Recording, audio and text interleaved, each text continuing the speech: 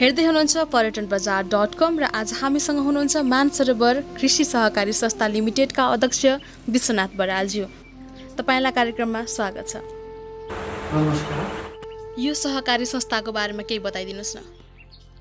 यो सहकारी संस्था भनेको कृषिसँग सम्बन्धित सहकारी संस्था हो र यसबाट हामी चाहिँ मानव स्वास्थ्य र वातावरणलाई ध्यानमा राखेर हामी चाहिँ प्राङ्गारिक उत्पादनमा जोड दिँदैछौँ र यसलाई क्रमशः हामी पूर्ण अर्ग्यानिक बनाउने हिसाबले चाहिँ हामी पनि त्यो काम गरिराखेका छौँ यस क्षेत्रमा र आम किसान जनसमुदाय बिचमा पनि यो कुराहरू चाहिँ हामी प्रसारित गरिरहेका छौँ र हाम्रो मानसरोवर कृषि सहकारी संस्थाले चाहिँ उत्पादनमा पनि उत्तिकै जोड दिन्छ र यो प्राङ्गारिक चेतनाको बारेमा पनि उत्तिकै ध्यान दिन्छ र किसानहरूले हाम्रो समूहमा आबद्ध किसानहरूले उत्पादन गरेका वस्तुहरूलाई बजारीकरण गर्ने सन्दर्भमा पनि उत्तिकै ध्यान दिन्छ र अहिले हामीले चाहिँ यो हिसाबले यो सहकारी संस्थालाई अगाडि बढाएका छौँ र हामीले यसरी गहिराइमा गएर काम गर्न थालेको कृषि क्षेत्रमा काम गर्न थालेको चाहिँ करिब 2.5 वर्ष जति भयो र हामीसँग अहिले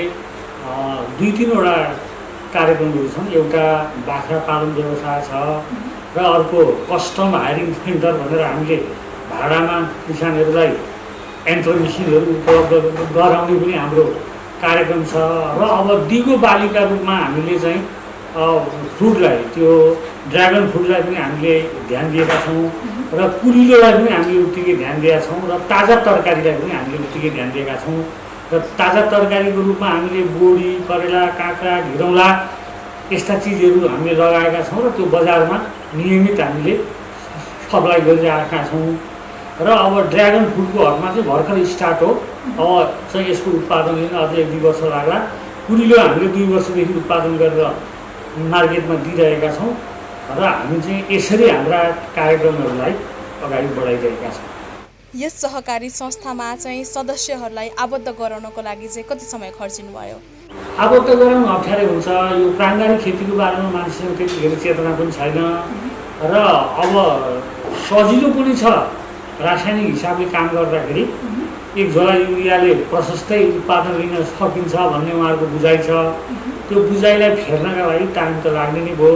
धेरै कष्टसाध्य मेहनतका साथ हामीले 500 ओभर 500 भन्दा बढ्ता घर परिवारलाई हामीले अहिले सङ्गठित गरेका छौँ यसमा र क्रमशः यो वृद्धि भइरहेका छ। स्थापना भएको 2.5 वर्षमा चाहिँ यसको प्रतिफल कस्तो रहेको छ? 2.5 वर्षमा अहिले हामी निर्माण कालमा छौँ। निर्माण काल भएको हुनाले पूर्वाधार निर्माणको काम हामी गर्दैछौँ। पोहोर पनि हामीले 10-11वटा टनेल बनायौँ। यसपल्ट पनि 3वटा जति टनेल थप्यौँ। बाख्राको खोर बनायौँ, बाख्रा हाल्यौँ। अब ट्र्याक्टरहरूको व्यवस्था पनि हामीले गऱ्यौँ, गोरामहरूको व्यवस्था गऱ्यौँ, अफिस घरको व्यवस्था गऱ्यौँ। अनि अब ड्रागन फ्रुटका लागि पनि निकै ठुलो खर्च आउँछ। हामीले अहिले स्टार्टमा 1 बिघा जतिमा हामीले स्टार्ट गरेका छौँ। त्यसको खर्च पनि 25-30 लाख आउँछ। त्यो पनि हामीले गर्दैछौँ। अब एउटा आउटलेटको पनि व्यवस्था हामीले गरिराखेका छौँ। त्यसले गर्दाखेरि हामी पूर्ण अहिले चाहिँ निर्माण कालमा भएको हुनाले आम्दानीको हिसाबले हेर्ने भने खासै त्यस्तो धेरै आम्दानी देखिएको छैन। तर लगाइएका बालीहरू त्यसबाट उत्पादन भएका चिजहरूलाई हेर्दा चाहिँ के नाफा हुन्छ, बेनिफिट छ यसमा भन्ने कुरा चाहिँ प्रष्टसँगले देखिएको छ। यस सहकारीको लगानी र क्षेत्रफलको बारेमा बताइदिनुहोस्। अहिले हामीले चाहिँ करिब 16 बिघा क्षेत्रफलमा यो फैलिएको छ। यसपल्टको लगानीलाई जोड्ने हो भनेदेखि करिब 5 करोडको हाराहारीमा अब हाम्रो लगानी जाँदैछ। आगामी योजनाहरू के रहेका छन्? यो पछाडिका योजनाहरू हामीले अब यसलाई चाहिँ कृषिलाई पर्यटनसँग जोड्नुपर्छ भन्ने हाम्रो मान्यता हो।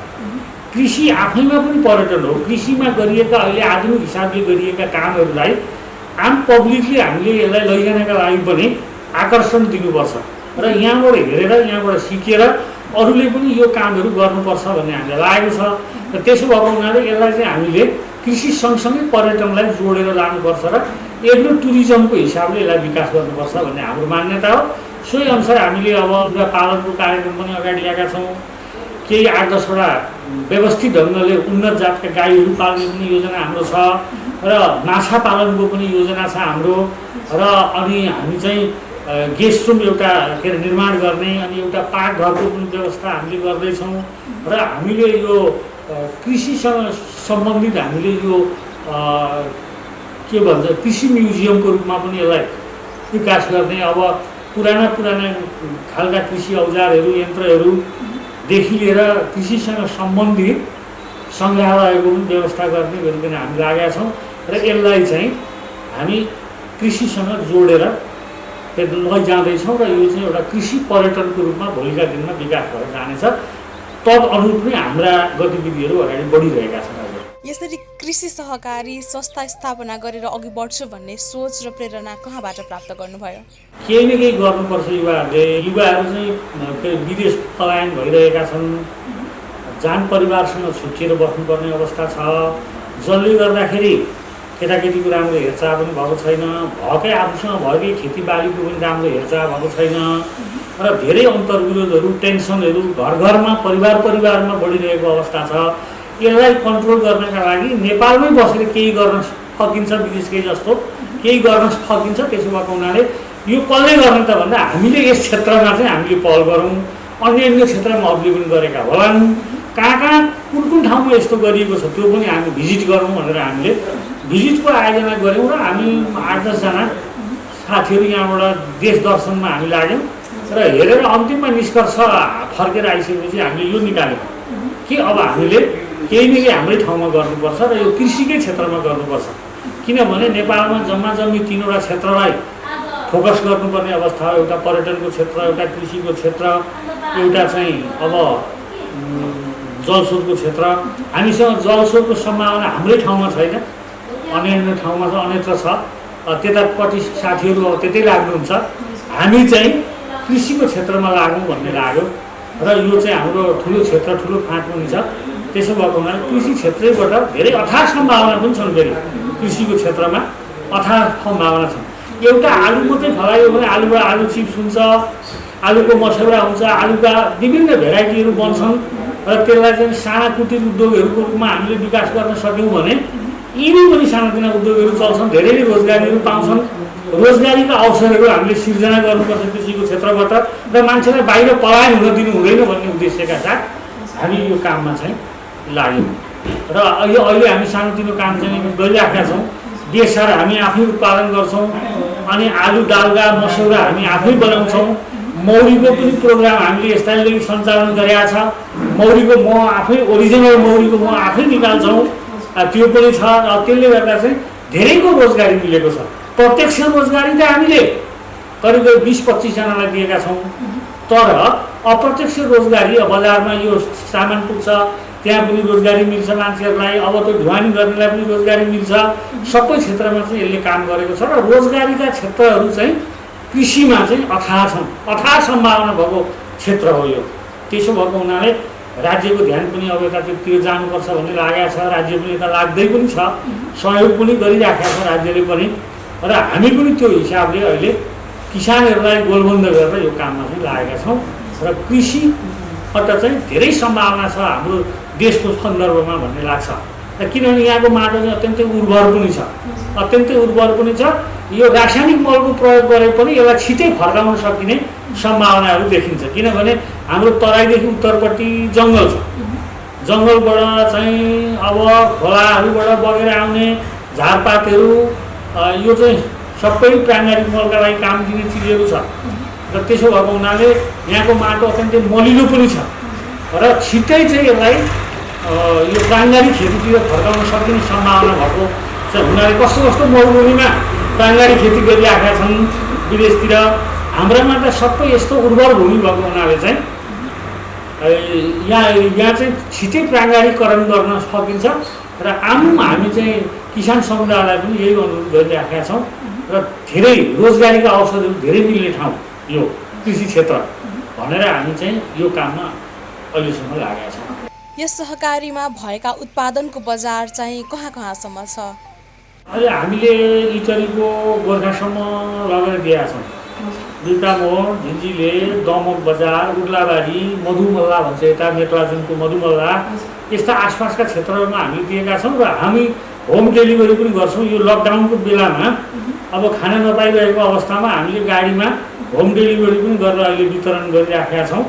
यस्तो अवस्थामा पनि हामीले घर घरमा लगेर दुध र तरकारी दिइरहेको अवस्था छ र हामी चाहिँ हाम्रो त कस्तो भने उत्पादनै हामीले त कम गरिरहेका छौँ जस्तो हामीलाई महसुस भइरहेको छ। किनभने हाम्रो हामीले उत्पादन गरेका चिजको डिमान्ड चाहिँ अत्यन्तै धेरै छ र हामीले माग पूर्ति गर्नै सकिरहेको अवस्था छैन। बजारको समस्या त होइन, हामीले माग पूर्ति गर्न सकेको अवस्था छैन। किनभने यो प्राङ्गारिक भएको हुनाले मान्छेलाई यसप्रति रुचि जागेर आएको छ, चेतना पनि राम्रै छ दमक क्षेत्रमा। यो प्राङ्गारिक चिज खानुपर्छ, मुटु मृगौला क्यान्सर जस्ता रोगहरूबाट हामी बच्नुपर्छ भन्ने हिसाबले चाहिँ यहाँको जनसमुदाय अत्यन्तै सचेत पनि छ र त्यो क्रमशः सचेत भइरहेको छ। त्यसो भएको हुनाले विषको प्रयोग नगरौँ, रासायनिक मल खादको प्रयोग नगरौँ भनेर जनसमुदायहरूले पनि हामीलाई सपोर्ट गरेको अवस्था छ अहिले। यो सुरु गर्नु अगाडि तपाईँले कतैबाट प्रशिक्षण लिनु भएको थियो सब्जी खेती कसरी गरिन्छ भनेर? प्रशिक्षण त म आफै पनि कृषि क्षेत्रमा काम गरेको अगुवा किसान हुँ। मैले चाहिँ आजभन्दा 22-23 वर्ष अगाडि नै यो किसिमको फार्मिङ चलाइसकेको थिएँ। बिचमा त्यतिखेरको राज्यको पोलिसी पनि राम्रो नभएको हुनाले र व्यक्तिगत रूपमा काम गर्नु परेको हुनाले त्यो फ्लप खायो, त्यसले चाहिँ फेल खायो। तर यो सम्भव छ भन्ने कुरा चाहिँ मलाई 23 वर्ष अगाडि नै लाग्यो। मैले यस्तै 10 बिघा क्षेत्रफलमा एक्लै त्यो गरेका थिएँ। गाईहरू बाख्राहरूदेखि लिएर सुँगुरदेखि लिएर सबै कुरा ताजा तरकारीहरू उत्पादन गरेर मैले त्यो बेलादेखि नै थालेको हुँ र त्यो मलाई यस सम्बन्धी राम्रो ज्ञान थियो र यो गर्नुपर्छ भनेर मैले चाहिँ कन्भिन्स गराएँ र कन्भिन्स गरेर मैले चाहिँ यहाँको जनसमुदायलाई यतातिर आकर्षित गरेँ र म नै आफै यस विषयमा जानकार भएको हुनाले सजिलो भयो। त्यस पछाडि त हामीलाई प्राविधिक सपोर्ट पनि भयो, विज्ञहरूबाट हामीले तालिम प्रशिक्षण पनि लियौँ र अहिले अब हामीसँग प्राविधिकहरू पनि हुनुहुन्छ। उहाँहरूले पनि हामीलाई तालिम दिइरहनु भएको छ। खेतीबालीको हेरचाह उहाँहरूले पनि गर्नुहुन्छ र हामी एक्लैले त भ्याउन सक्ने सम्भावना पनि भएन र प्राविधिकहरूले पनि हामीलाई अहिले सपोर्ट गरिरहनु भएको छ। सुरुमा यो जागरण चाहिँ म आफूले अलिकति इन्करेज गरेरै आएको हो। अहिले जुन सोचेर थाल्नु भएको थियो त्यसप्रति अहिले आएर सन्तुष्ट हुनुहुन्छ कि? म अत्यन्तै सन्तुष्ट छु, धेरै सन्तुष्ट छु म। किनभने हाम्रो यस ठाउँमा यसरी जनसमुदायलाई गोलबन्द गर्न सकिएला भन्ने लागेको थिएन। यति छिटो र यति छोटो अवधिमा हाम्रो सहकारी स्थापना भएको त 68 सालमा हो, तर त्यतिखेर हामी खालि त्यही ऋण बचतको काम मात्रै गर्थ्यौँ। यस विषयमा कृषि सम्बन्धी हामीले केही गरेकै थियौँ र हामीले 2.5 वर्षदेखि जुन ढङ्गले लाग्यौँ प्रगति पनि राम्रै भएको छ र हामी अत्यन्तै सन्तुष्ट पनि छौँ र अब दिने बेनिफिट भनेको आगामी दिनमा अब यसले दिँदै जान्छ। किनभने अहिले त संरचना मात्रै तयार गरिँदैछ र हामी पहिलो चरणमा छौँ। अहिले संरचना निर्माण गर्ने फेजमा छौँ अहिले हामी। स्थानीयवासीको लागि चाहिँ के सुविधाहरू छन्, कुनै छुटहरू छन् कि छैन? डिस्काउन्ट प्रचुर मात्रामा डिस्काउन्ट दिएका छौँ। हामीले ब्रिड राखेका छौँ, बोयर जातको ब्रिड छ हामीसँग। हामी चाहिँ हाम्रा मेम्बरहरूलाई 500 हामीले उपलब्ध गराइराखेका छौँ।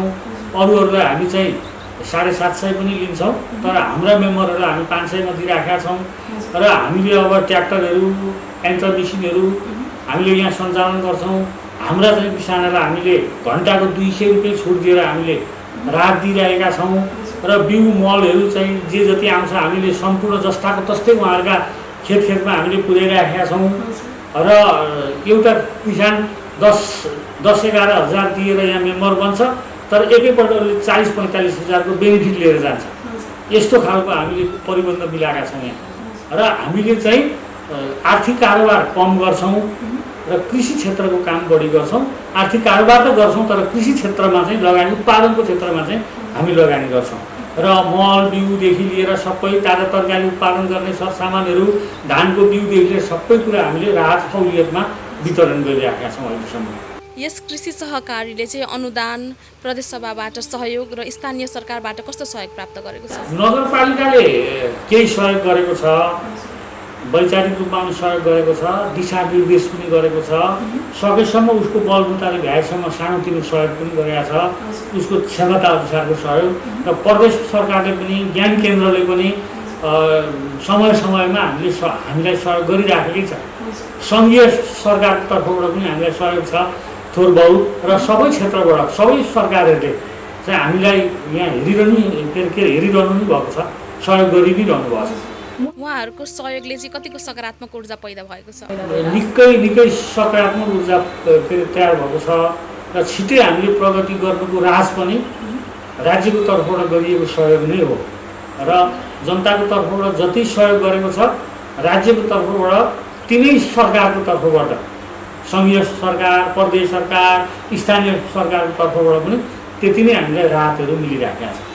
मानसरोवर कृषि सहकारी संस्था आजको 5 वर्ष पछाडि चाहिँ कुन रूपमा रहला, कस्तो परिवर्तन आउला? हामीले आजभन्दा 5 वर्ष अगाडि पछि चाहिँ हामी यहाँको जनसमुदायहरू अत्यन्तै शिक्षित हुनेछ, कृषिको क्षेत्रमा सबै आधुनिक कृषि गर्न सक्ने हुनेछन् र यहाँको उत्पादनले यहाँ मात्र होइन विश्व बजारसम्म लिन सक्ने अवस्था बन्नेछ र महिलाहरूमा पनि उत्तिकै चेतना जागृत हुनेछ र बालबच्चाहरूको स्वास्थ्य पनि उत्तिकै राम्रो हुनेछ र स्वास्थ्यको हिसाबले, वातावरणको हिसाबले, शिक्षा दीक्षाको हिसाबले पनि यहाँको जनसमुदाय निकै माथि जानेछ र हामी 5 वर्षभित्रमा चाहिँ खुसी सुखी सहितको एउटा समृद्धि हासिल गर्न सक्छौँ भन्ने हामीले ठहर गरेका छौँ।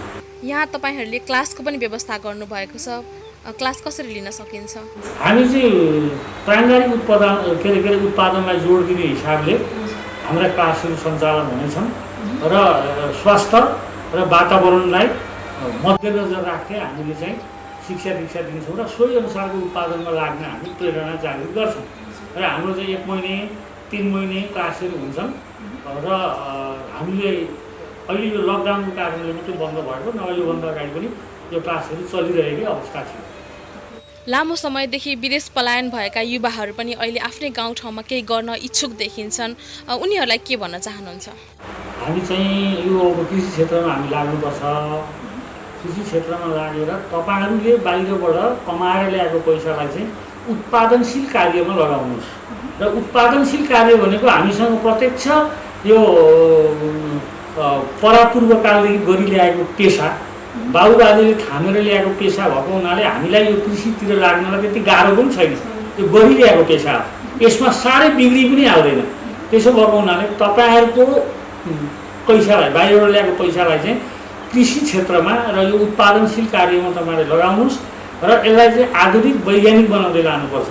पौराणिक खालको पुरानो ट्रेडिसनल खालको कृषिले चाहिँ केही बेनिफिट दिँदैन र यसलाई हामीले आधुनिक गर्नैपर्छ, मोडर्नाइजेसन गर्नैपर्छ र यन्त्र मिसिनबाट चाहिँ खेती गर्नुपर्छ। अब शारीरिक श्रमले मात्रै मान्छेले खेती गर्न अब चाहँदैन, अबको जेनेरेसन त्यो चाहँदैन। त्यसो भएको हुनाले हामीले चाहिँ यन्त्र मिसिनको व्यापक प्रयोग गरेर यसलाई मोडर्नाइज हिसाबले खेती गरेर जान सक्यो भने अब इजरायलभन्दा चाहिँ यो धेरै माथि जान्छ। इजरायल त मरुभूमि हो, त्यहाँ पनि अहिले विश्वलाई पारेको छ त्यसले। 3% मात्रै मान्छेहरू कृषिमा संलग्न छन् त्यहाँ, होइन? त्यहाँ सहकारीहरूले काम चाहिँ गरिराखेका रहेछन्। अस्ति चाहिँ इजरायली राजदूतसँग पनि भेट भयो, उहाँसँग पनि कुरा भयो। हाम्रो त 3% मान्छेले मात्रै काम गर्छन्, तर विश्वलाई हामीले पालेका छौँ, राम्रो उत्पादन गरेर विश्वलाई हामीले पालेका छौँ। यहाँको माटो त अत्यन्तै उर्वर छ, तर इजरायलको त यस्तो होइन। इजरायलको माटो यस्तो होइन। तपाईँहरू साह्रै भाग्यमानी हुनुहुन्छ भन्दै हुन्थ्यो उहाँले, र हामी साँच्चै भाग्यमानी पनि छौँ। हामी नेपालीहरू भाग्यमानी पनि छौँ। संसारमा भएका चिजहरू चाहिँ हाम्रो नेपालमा एकै ठाउँ पाइन्छ, ती सबै चिज नेपालमै मात्रै पाइन्छ। त्यसो भएको हुनाले यो कृषि भनेको हेर्नुहोस्, यो उद्योग पनि हो, कृषि भनेको व्यवसाय पनि हो र म चाहिँ निष्कर्षमा के भन्छु भने कृषि भनेको जीवनको आधार हो। त्यसो भएको हुनाले यो जीवनको आधारलाई मजबुत बनाउन, बलियो बनाउनका लागि हामी सबै यस क्षेत्रमा लाग्नुपर्छ भन्ने मेरो चाहिँ सम्पूर्णलाई अनुरोध पनि छ। समय दिनुभएकोमा धेरै धेरै धन्यवाद। मानसरोवर कृषि सहकारी संस्थाको तर्फबाट पनि तपाईँहरूलाई धेरै धेरै धन्यवाद।